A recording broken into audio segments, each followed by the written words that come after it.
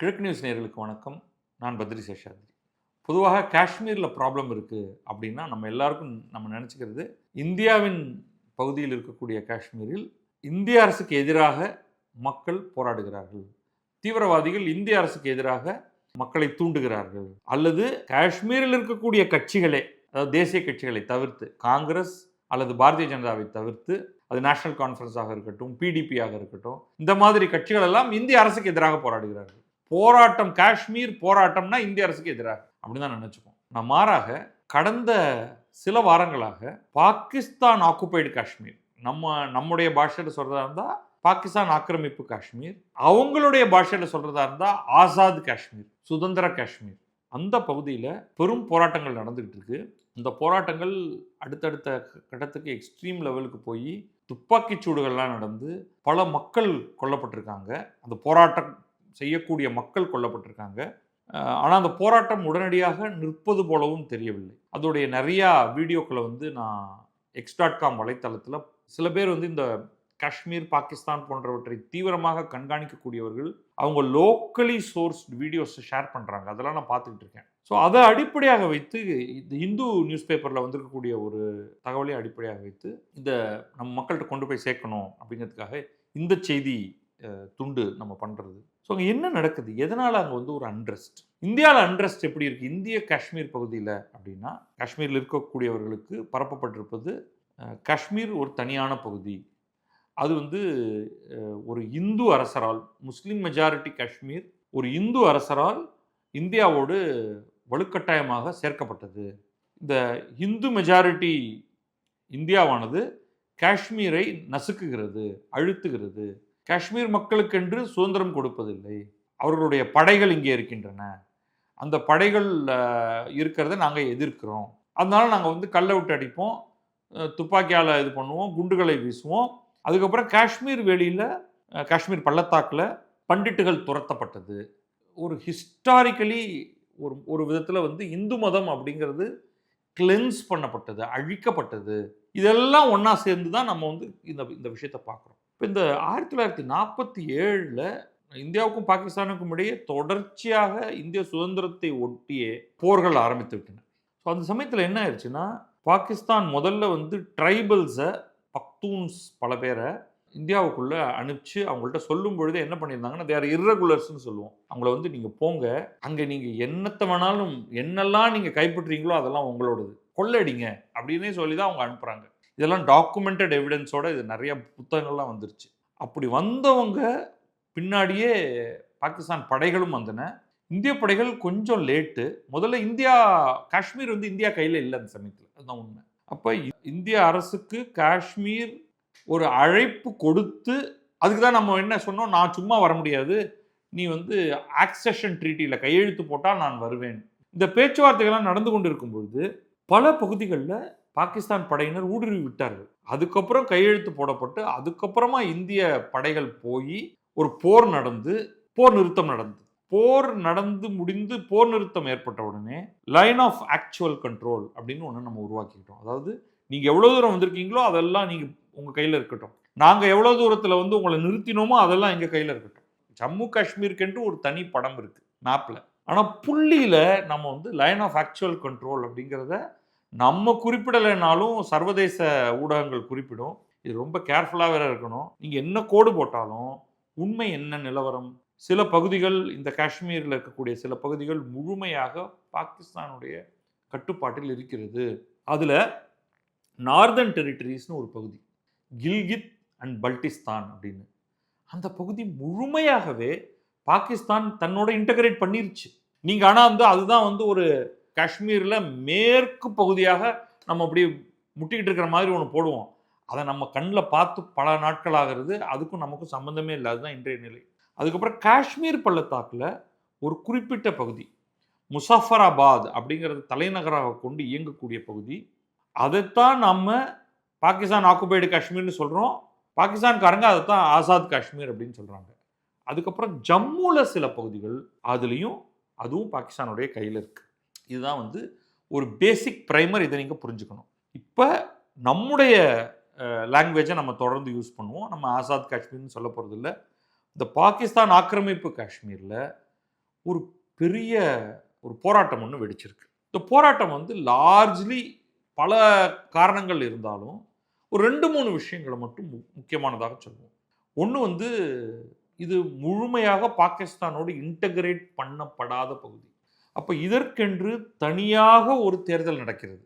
எப்படி வந்து இந்திய காஷ்மீர் பகுதியில் ஒரு தேர்தல் நடக்கிறதோ அதே மாதிரி இந்த பாகிஸ்தான் ஆக்கிரமிப்பு காஷ்மீர் பகுதியில் ஒரு தேர்தல் நடக்கிறது. அந்த தேர்தல் தான் மிகப்பெரிய பிரச்சனைக்கு காரணமே. அந்த தேர்தல் என்ன நடக்கிறதுனா, எலக்டோரேட் எவ்வளவு பேர் அங்கே அந்த இதில் இருக்காங்க அப்படின்னா, அந்த பாகிஸ்தான் ஆக்குபைடு காஷ்மீர் சட்டமன்றத்தில் 53 சீட்டு. இந்த 53 சீட்டில் 45 சீட்டுக்கு தான் தேர்தல். மீதி ஒரு 8 சீட்டு அதில் வந்து நாமினேட்டட். அந்த 8 சீட்டில் எப்படின்னா 5 வந்து பெண்களுக்கு. அப்படின்னா என்ன அர்த்தம்? இப்போ பெண்கள் தேர்தலில் நிற்கலாம், அதை தவிர ஒரு 5 பெண்களை அதுக்கு நியமிப்பாங்க. அவங்களுடைய பேசிக் ஐடியா என்னென்னா, பெண்கள் தேர்தல் நிற்க மாட்டாங்கப்பா, அதனால ஒரு 5 சீட்டை பெண்களுக்கு கொடுத்துருவோம் அப்படின்ட்டு. ஒரு சீட்டு ஒரு இமாமுக்கு, ஒரு ரிலிஜியஸ் ஸ்காலர், ஒரு முல்லா ஒருத்தருக்கு. ஒரு சீட்டு ஒரு நல்ல படித்த பெரிய ஆளுக்கு, அதாவது கொஞ்சம் அறிவுள்ள ஒருத்தருக்கு. ஒரு சீட்டு அவங்க வந்து வெளிநாட்டில், அதாவது இங்கே இந்த பகுதியிலிருந்து வெளிநாடுகளில் போயிருப்பாங்க இல்லையா, அவங்கள ரெப்ரசன்ட் பண்ணுற மாதிரி ஒரு சீட்டு. ஏன்னா அவங்க தேர்தலில் வாக்களிக்க போகிறதில்ல, அவங்கள ரெப்ரசன்ட் பண்ணுறதுக்கு ஒரு சீட்டு. இப்போ இந்த 45 இடங்களுக்கு தேர்தல் நடக்குது இல்லையா, அதையும் 2ஆக பிரிக்கிறாங்க. இதில் 33 பேர் அந்த பகுதியில் வாழக்கூடிய மக்கள் தேர்ந்தெடுக்கிறவங்க. 12 பேர் இந்த இந்தியாவுக்கும் பாகிஸ்தானுக்கும் இடையே ஒரு போர் நடந்தது இல்லையா, அந்த சமயத்தில் இந்திய ஜம்மு காஷ்மீர் பகுதியிலிருந்து புலம்பெயர்ந்து பாகிஸ்தான் பகுதிக்கு போனவர்கள். அவர்களுக்கு மட்டும் தனியாக ஒரு கார்டு, ஐடென்டிட்டி கார்டு கொடுத்து அவங்க ஒரு 12 பேரை தேர்ந்தெடுக்கிறார்கள். இதுதான் வந்து பிரச்சனையுடைய ஆதாரமாக முதல்ல பார்க்கப்படுது. ஸோ அப்போ அங்கே பாகிஸ்தான் ஆக்குபைடு காஷ்மீரில் இருக்கிற மக்கள் என்ன சொல்கிறாங்கன்னா, இந்த 12 பேருக்கான ரிசர்வேஷனை தூக்குங்க. அவங்க ஹேண்ட்ஃபுல், அவங்க மொத்தமே வந்து ஒரு 3 லட்சமோ என்னவோ தான் இருக்காங்க. அவங்க போய் அவங்க 3-4 லட்சம் பேர் இருக்கிறவங்க வந்து 12 பேரை தேர்ந்தெடுக்கிறாங்க. அது ரொம்ப அராஜகமாக இருக்குது. இன்னொரு பக்கம் நாங்கள் வந்து ஒரு 33 லட்சம் பேர் இருக்கோம், நாங்கள் எல்லாரும் சேர்ந்து 33 பேரை தேர்ந்தெடுக்கிறோம். அவங்க வெறும் ஒரு 3-4 லட்சம் பேர் இருக்கிறவங்க வந்து 12 பேரை தேர்ந்தெடுக்கிறாங்க, அதை தூக்குங்க அப்படின்னு போராடுறாங்க. ஆனால் கோர்ட் என்ன சொல்லுதுன்னா, அங்கே அப்படிலாம் தூக்க முடியாது, இது வந்து பாகிஸ்தானுடைய அரசியலமைப்பு சட்டத்துக்குள்ளேயே அதை நாங்கள் கொண்டு வந்துட்டோம். அப்போ இதை தூக்குறதா இருந்தால் நீங்கள் போராடுறதுனாலையோ கோர்ட் சொல்கிறதுனாலையோ அதை தூக்க முடியாது, இதை கான்ஸ்டிடியூஷனல் அமெண்ட்மெண்ட் மூலமாக தான் இதை நீக்கணும். அப்போ அதில் வந்து ஒரு பொலிட்டிக்கல் இஷ்யூ வருது. அது என்ன பொலிட்டிக்கல் இஷ்யூனா, நீங்கள் வந்து இந்திய பகுதியிலிருந்து புலம்பெயர்ந்து அங்கே வந்தவர்களுக்குன்னு நீங்கள் ஒரு கான்ஸ்டிடியூன்சி கொடுக்கறதே, நான் பாகிஸ்தான் தரப்புலேருந்து பேசுகிறேன்ப்பா, அது கரெக்டாக புரிஞ்சுங்க. என்றேனும் ஒரு நாள் இந்திய தரப்பில் இருக்கக்கூடிய காஷ்மீரும் பாகிஸ்தானின் ஒரு பகுதியாக மாறும், அதுக்காக அதை ரிமைண்ட் பண்ணிக்கிட்டே இருக்கணும் அப்படிங்கிறதுக்காக அங்கிருந்து வந்தவர்களுக்கு நாங்கள் இடம் கொடுத்துருக்கோம். ஒரு காலத்தில் ஒட்டுமொத்த காஷ்மீரும் பாகிஸ்தானுடையதாக ஆகும் என்பதை குறிப்பிடுவதற்காக அவங்க அதை வச்சிருக்காங்க. ஆனால் உள்ளூர் மக்கள் கேட்குறதே, அது என்னைக்கு நடக்க போகுது, அது நடக்குமா நடக்காதா, முதல்ல எங்களுக்கு அதெல்லாம் வேணாம், எங்களுக்கு வந்து எல்லா சீட்டும் நாங்கள் எல்லாரும் தேர்ந்தெடுத்து வர வேண்டியதாக இருக்கணும். இல்லாட்டி என்ன ஆகுதுன்னா, அங்கிருந்து வந்தவங்க, அதாவது இந்திய பகுதியிலிருந்து வந்தவங்க டாமினேட் பண்ணக்கூடிய மாதிரி ஆயிடுது. அப்படிங்கிறது தான் இதோடைய ஃபஸ்ட்டு மிகப்பெரிய பிரச்சனை. கோர்ட் சொல்லிருச்சு, இதுக்கான தீர்வு எங்கள் கையில் இல்லை, பாகிஸ்தான் பார்லிமெண்ட் வந்து இதை தீர்த்து வைக்கணும்ட்டு. ஆனால் அன்ஃபார்ச்சுனேட்லி பாகிஸ்தான் பார்லிமெண்ட்டில் சரியான மெஜாரிட்டி இல்லாமல் இம்ரான்கானுடைய கட்சியை நசுக்கி வச்சு இம்ரான்கானை ஜெயிலில் வச்சு ஒரு வேற கேம் அங்கே ஆடிக்கிட்டு இருக்காங்க அவங்க. இதுக்கிடையில் வந்து இந்தியா வேற அவங்கள தாக்குதல் நடத்திருச்சா, அந்த ஆப்ரேஷன் சிந்தூர் மேலே ஒரு வருஷத்துக்கு முன்னாடி. அந்த காரணத்தினால அவங்க வந்து கம்ப்ளீட்டாக அவங்களுடைய மாடல் வந்து மாறி போயிடுச்சு. இப்போ டெமோக்ரஸியை பற்றி அங்கே யாரும் இப்போ உடனடியாக கவலைப்படுறதில்ல. டெமோக்ரஸின்னு யாராவது பேச ஆரம்பிச்சிட்டா, பாருங்கள் பாகிஸ்தானுக்கு பயங்கரமான அச்சுறுத்தல் சுற்றி இருக்கிறவங்கள்ட்ட இதெல்லாம் இருக்குது, அதனால சும்மா டெமோக்ரஸின்னு பேசாதீங்க அப்படின்னு சொல்லி அடக்கிடுவாங்க. இதெல்லாம் ஏற்கனவே பாகிஸ்தானுக்குள்ள ஒரு வெவ்வேறு பகுதிகளில் பிரச்சனை ஓடிக்கிட்டு இருக்கு. முக்கியமாக பலூச்சிஸ்தானில் மிகப்பெரிய பிரச்சனை ஓடிக்கிட்டு இருக்கு. கைபர் பக்துன்வா அப்படிங்கிற அந்த நார்த் வெஸ்ட் ஃப்ரான்டியர் ப்ராவின்ஸ் முன்னாடி சொல்லிக்கிட்டு இருந்த அந்த பகுதியில் பிரச்சனை போயிட்டுருக்கு. இப்போ பாகிஸ்தான் ஆக்குபைடு காஷ்மீர்லேயும் பிரச்சனை, சிந்தில் எப்போ வேணாலும் பிரச்சனை வெடிக்கலாம். இது எல்லாம் சேர்ந்தா பிரச்சனை இல்லாத ஒரே மாநிலம் அவங்கள்ட்ட இருக்கிறது பஞ்சாப் மட்டும்தான், பாகிஸ்தானி பஞ்சாப்.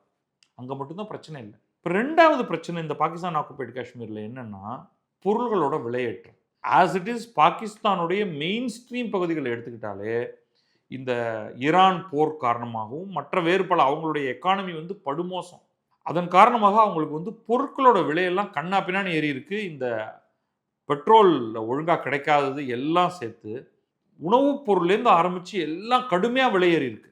ஸோ அவங்க என்ன கேட்குறாங்கன்னா, எங்களால் இவ்வளோ விலை கட்டுப்படியாகலை, எங்களால் உயிரே வாழ முடியல, அதனால் நீங்கள் உடனடியாக எங்களுக்கு சப்சிடி கொடுங்க, எங்களுக்கு எல்லாமே மலிவு விலையில் உணவு கொடுங்கள் அப்படின்னு கேட்குறாங்க.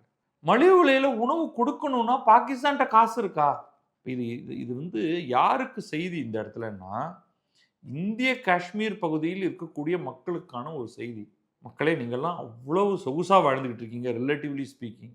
அக்ராஸ் த பார்டர் என்ன நடக்குது கொஞ்சம் எட்டி பாருங்கள். பாகிஸ்தான் ஆக்குபைடு காஷ்மீரில் இருக்கக்கூடிய மக்கள் எவ்வளவு கஷ்டப்படுறாங்க அப்படிங்கிறத பாருங்கள். மலிவு விலை உணவு கிடைக்காத ஒரு காரணத்தினால. அடுத்த பிரச்சனை, அங்கே வந்து ஒரு மங்களா டேம்னு ஒரு பெரிய டேம் இருக்குது. அதுலேருந்து அவங்க நிறையா மின்சார உற்பத்தி பண்ணுறாங்க. இன்ஃபேக்ட் ஹைட்ரோ எலக்ட்ரிக் பவர் தான் வந்து உள்ளதுலேயே உலகத்துலேயே சீப்பஸ்ட் பவர்.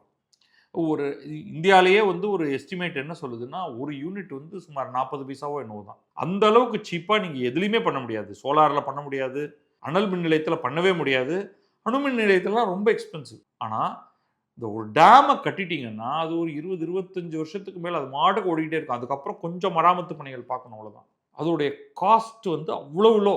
ஏன்னா தண்ணி தானே ஓடுது, அது தானே ஒரு ஜென்ரேட்டரை இயக்கிச்சுன்னா அது மாட்டுக்கு உங்களுக்கு மின்சாரத்தை உற்பத்தி பண்ணணும். இவங்க என்ன கேட்குறாங்கன்னா, எங்களுடைய ப்ராவின்ஸில் அது இருக்குது, மின்சாரம் உற்பத்தி பண்ணுறதுக்கான செலவு கம்மி உனக்கு, ஆனால் நீ அந்த மின்சாரத்தெல்லாம் உங்கள் ஊருக்கு எடுத்துகிட்டு போயிடுற, எங்களுக்கு வந்து பயங்கர ஹை காஸ்ட்டில் மின்சாரத்தை திருப்பி தர நீ, இது நியாயம் இல்லை.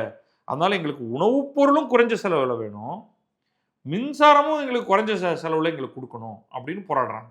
இது எல்லாமே எங்கேருந்து வருதுன்னா, பொருளாதாரம் வளர்ச்சி அடையாத ஒரு கட்டத்தில் பணவீக்கம் மிக அதிகமாக இருக்கும் பொழுது வரக்கூடிய போராட்டங்கள் தான் இவையெல்லாம். அந்த போராட்டத்துக்கு என்ன பதில் சொல்ல முடியும் பாகிஸ்தானால? ஸோ அவங்களால வந்து இதுக்கு ஒன்றுமே பண்ண முடியாது. அவங்க மேற்கொண்டு பணம்லாம் கொடுக்குறாங்க, ஆனால் அதெல்லாம் வந்து போத மாட்டேங்குது. ஸோ இது வந்து இதுக்கு உடனே வந்து இந்தியா பார்க்குது. இந்தியா வந்து ஒரு பெரிய ஒரு நீட்டி முழக்கி ஒரு அறிக்கையை கொடுத்துட்டாங்க. பாருங்கள், பாகிஸ்தான் ஆக்கிரமித்திருக்கக்கூடிய காஷ்மீர் பகுதியில் அங்கே உள்ள சாதாரண பொதுமக்களை எல்லாம் சுட்டு தள்ளுகிறார்கள், கொள்ளுகிறார்கள் அப்படின்ட்டு. துப்பாக்கி சூட்டில் நிறைய பேர் கொல்லப்பட்டிருக்காங்க. ஆனால் அது மட்டும் இல்லை, ஆனால் அந்த மக்களும் சாதாரணமான ஆளுங்க இல்லை.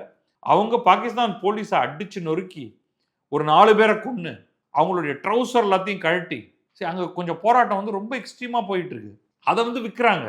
யாருக்காவது வேணுமா, பாகிஸ்தான் யூனிஃபார்ம் வேணுமா, பாகிஸ்தான் போலீஸ் யூனிஃபார்ம் வேணுமா, பாகிஸ்தான் பாராமிலிட்ரி அதெல்லாம் அது உள்ள வந்து இந்த கூட்டத்தை கண்ட்ரோல் பண்ண வராங்க இல்லையா, அவங்களெல்லாம் அடித்து அவங்க ட்ரௌசரெல்லாம் உருவி அதை வந்து வித்துட்டு இருக்காங்க.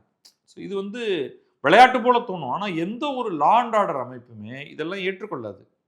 அதே மாதிரி இந்த பக்கம் வந்து ஜம்மு காஷ்மீர், நம்ம இந்திய காஷ்மீர் பகுதியில் இருக்கிற national conference president Farooq Abdullah, அவருடைய மகன் ஒமர் அப்துல்லா தான் இப்போதைக்கு சீஃப் மினிஸ்டர்.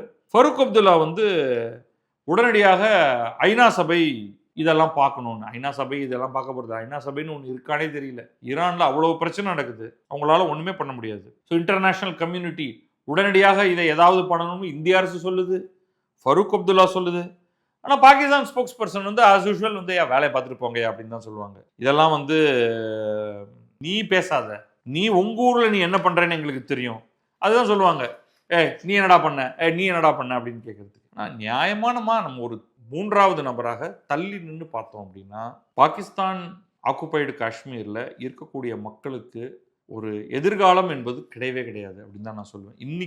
இன்னைக்கு பார்க்கும் பொழுது, அடுத்த 20-30 ஆண்டுகளை கணக்கில் வைத்து பார்க்கும் பொழுது, அவர்கள் அங்கு பாகிஸ்தானுடைய கண்ட்ரோலில் இருப்பதுங்கிறது வந்து அவங்களுக்கு எந்த விதத்திலும் உபயோகமானதில்லை. ஆனால் ஜஸ்ட் லைக் தட் அவங்க கிளம்பி நாங்கள் வந்து இந்தியா பக்கம் போகிறோம் அப்படின்னு கிளம்பி இங்கே வருவதனால பிரயோஜனம் இல்லை. ஏன்னா மக்களுக்கு வந்து அவர்கள் வாழிடம் ரொம்ப முக்கியம். அவர்களுடைய லேண்ட் அங்கே தான் இருக்குது, அவர்களுடைய முன்னோர்கள் அங்கே தான் புதைக்கப்பட்டிருக்கிறார்கள், அவர்கள் பிறந்தது அந்த இடத்துல. அப்போ அவங்கெல்லாம் வாலண்டரியாக இந்த பகுதி எல்லாத்தையும் நான் வந்து இந்தியாவோட சேர்த்துக்கொள்கிறோம் அப்படின்னு சொன்னால் பாகிஸ்தான் போர் தொடுக்கும், அங்கே உள்ள மக்களை அடிக்கும். அப்போ இந்தியா அங்கே போய் அவர்களை காப்பாற்றப் போகிறதா? இப்போ பாருங்கள், இப்பயே பாருங்கள், இந்தியா என்ன பண்ணும்? ஸ்டேட்மெண்ட் தான் கொடுக்கும். இதில் இந்தியா வந்து பாகிஸ்தான் நமக்கு செய்ததை இந்தியா பதிலுக்கு அவர்களுக்கு செய்யுமா? ஹைப்போதட்டிக்கலாக 2 பாயிண்ட் மட்டும் பேசுவோம். அங்கே உள்ள இளைஞர்கள் எல்லாரையும் அழைத்து இது வந்து தார்மீகமா, நியாயமா, இந்த கேள்வியெல்லாம் ஒரு ஓரமாக நம்ம கேட்டுப்போம். பாகிஸ்தான் என்ன பண்ணாங்க? காஷ்மீர் இளைஞர்களை ரேடிகலைஸ் பண்ணாங்க. 1990களுடைய இறுதி பகுதியை நோக்கி போகும்பொழுது அவர்கள் காஷ்மீர் இளைஞர்களை பிடித்து கேம்ப் நடத்தி அங்கே இஸ்லாம் அப்படிங்கிறத உள்ளே கொண்டு வந்து இந்தியாவுக்கு நம்ம எதிராக இருக்கணும் அப்படின்னு சொல்லி அவங்களுக்கு துப்பாக்கிகளை கொடுத்து நீங்கள் போய் போர் புரியுங்கள் அப்படின்னு அவங்க வந்து ஆயுதங்களையும் ஆதரவையும் பணத்தையும் கொடுத்தாங்க.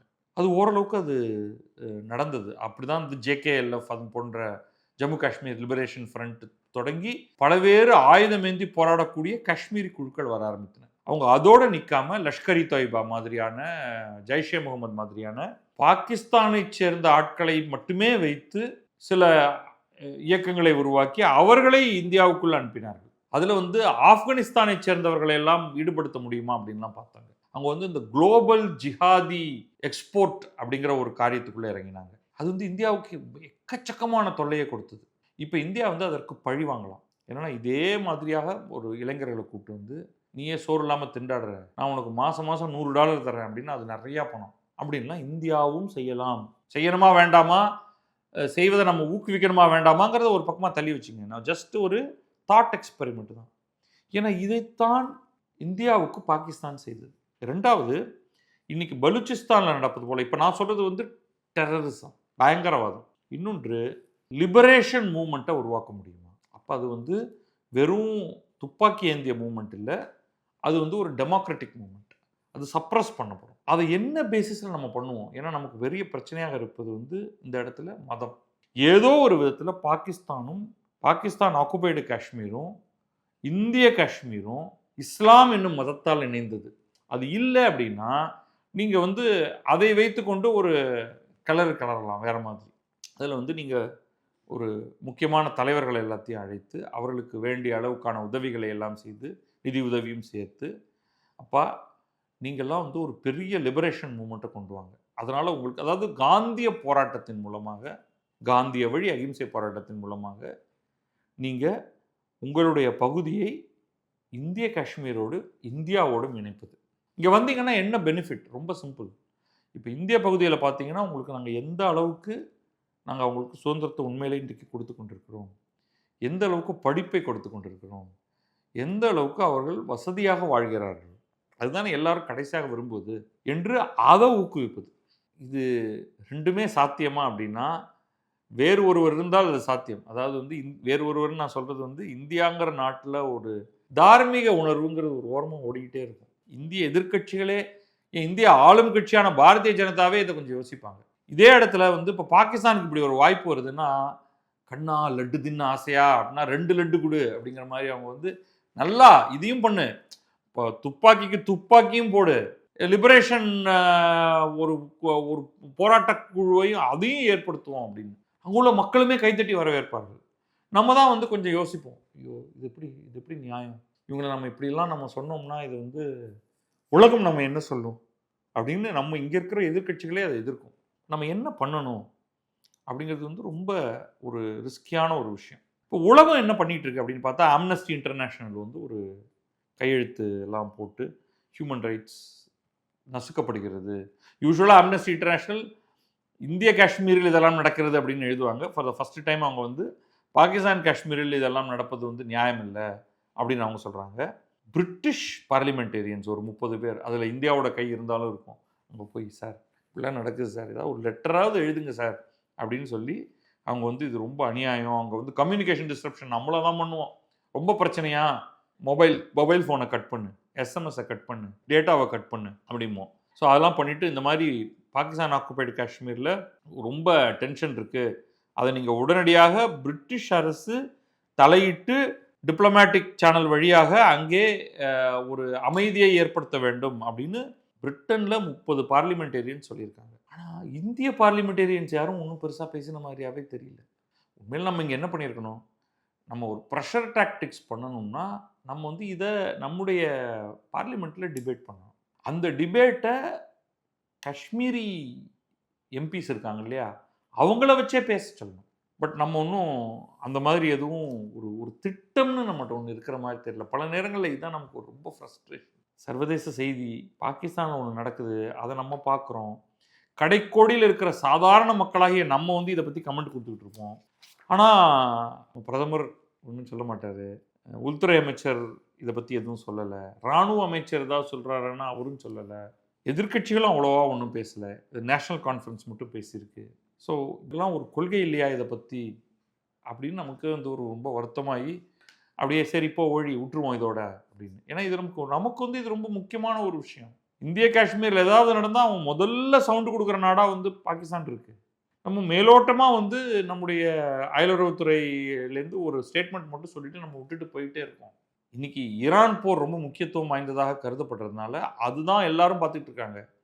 பட் இந்தியா வந்து ஒட்டுமொத்தமாக பாகிஸ்தானை எப்படி பொசிஷன் பண்ண போகிறோம், இப்போ இந்த ஈரான் போரை நிறுத்துவதற்கு மிகப்பெரிய கான்ட்ரிபியூஷன் கொடுத்துருக்கிற பாகிஸ்தானுக்கு சர்வதேச அளவில் கொஞ்சம் ஸ்டாக் வேல்யூ அதிகமாக இருக்கும். ஆனால் அதே சமயம் பலூச்சிஸ்தான்லேயும் கைபர் பக்தூன்வாலையும் பாகிஸ்தான் ஆக்குபைடு காஷ்மீர்லேயும் அவர்கள் நடந்து கொள்ளும் விதத்தை முன்வைத்து நம்ம ஏதாவது ஒரு இஷ்யூவை சர்வதேச அளவுக்கு கொண்டு போய் சில மாற்றங்களை கொண்டு வர்றது அவசியம் நான் நினைக்கிறேன். நடக்குதா பார்ப்போம். நன்றி, வணக்கம். நான் பத்ரி சேஷாத்ரி. இது கிழக்கு நியூஸ்.